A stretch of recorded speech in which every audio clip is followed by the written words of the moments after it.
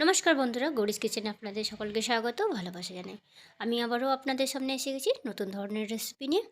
চিড়ে চিড়ে আমরা নানান ধরনের রকমের রেসিপি খেয়েছি, কিন্তু এরকম রেসিপি আমরা খাইনি। আজকে আমি বানাবো চিড়ের পকোড়া। ঘরে থাকা সমস্ত উপকরণ দিয়ে বানিয়ে ফেলবো। চলুন দেখে নেওয়া যাক আমার চিড়ের পকোড়া বানাতে কী কী উপকরণ লাগছে। পকোড়া বানাতে প্রথমেই আমি নিয়ে নিয়েছি 1 বাটি চিড়ে, গাজর গ্রেট করে নিয়েছি, আলু গ্রেট করে নিয়েছি, অল্প পরিমাণ বেসন, কর্নফ্লাওয়ার, পেঁয়াজ কুচি, ধনেপাতা কুচি, কাঁচা লঙ্কা কুচি, আদা গ্রেট করে রাখা ও কাঁচা লঙ্কা আর রসুন। প্রথমে আমি চিড়েটাকে ধুয়ে নেবো ভালো করে জল দিয়ে।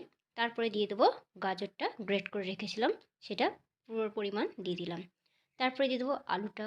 আলু দেওয়ার পরে দিয়ে দেবো সঙ্গে সঙ্গে 2 থেকে 3 টুকরো রসুন গ্রেট করে রেখেছিলাম, দিয়ে দিয়েছি। আদা গ্রেট করে রেখেছিলাম, হাফ চামচ দিয়ে দিলাম। লঙ্কা 4 থেকে 5টা কুচো করে রেখেছিলাম, দিয়ে দিলাম। পেঁয়াজ 2টো বড় করে কুচো করে রাখা দিয়ে দিলাম। ধনেপাতা অল্প পরিমাণ দিয়ে দিলাম। আপনাদের যেরকম পরিমাণ লাগবে দিয়ে দেবেন। আমি দিয়ে দিলাম চিড়ে। চিড়ে 1 বাটি রেখেছিলাম ধুয়ে, সেটাকেও দিয়ে দিলাম। 1 বাটি চিড়েতে বানিয়ে নিলাম পকোড়ার রেসিপি। কর্নফ্লাওয়ার 2 চামচ, বেসন চামচ, জিরে গুঁড়ো, তারপরে দিয়ে দেবো স্বাদ মতো নুন। নুনটা আপনাদের পরিমাণ মতন দেবেন। টেবিল চামচ হলুদের গুঁড়ো, চামচ লাল লঙ্কা গুঁড়ো, অল্প পরিমাণ মিষ্টি। মিষ্টিটা দিচ্ছি এই কারণে, সবটা রেসিপিটা ব্যালেন্স করার জন্য অল্প পরিমাণ মিষ্টি দেওয়া হচ্ছে। আমি দিয়ে দিয়েছি, দিয়ে এবার হাত দিয়ে ভালো করে আমি মেখে নেবো। সবার শেষে আমি দিয়ে দিলাম ম্যাগি মশলা। ম্যাগি মশলাটা দিলে খুবই সুন্দর একটা টেস্টি গন্ধ আসে। এরপরে দেখুন আমি সমস্ত উপকরণ দিয়ে ভালো করে মেখে নিয়েছি, যেভাবে আটা মাখি সেভাবেই মেখে নিয়েছি। তারপরে বসিয়ে দিলাম কড়াই। কড়াইয়ের মধ্যে দিয়ে দিলাম অল্প পরিমাণ সাদা তেল। সাদা তেল দেওয়ার পরে তেলটা যতক্ষণ গরম হবে ততক্ষণে আমি অল্প ডো তৈরি করে নেব। তেল আমার গরম হয়ে গেছে, আমি এবার ছোট ছোট করে ডো তৈরি করে ছেড়ে দেবো কড়াইয়ের মধ্যে। গ্যাসটা হাই টু লো ফ্লেমে রাখবো, যাতে ভিতরটা ভালোভাবে ভাজা হয়। দেখুন এইভাবে ব্রাউন কালার আসবে।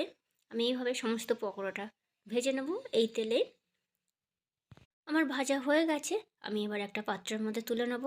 পাত্রের মধ্যে তুলে নিয়ে পরিবেশন করব। এই রেসিপিটা বাচ্চা বড় সকলের উপকরণ কেন সমস্ত উপকরণ বাড়িতে থাকা দিয়ে বানানো হয়েছে। আপনারাও বানিয়ে ফেলুন ঝটপট করে।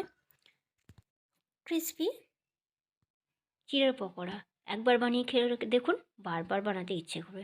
আমাদের বাচ্চা বড় সকলেরই প্রিয়।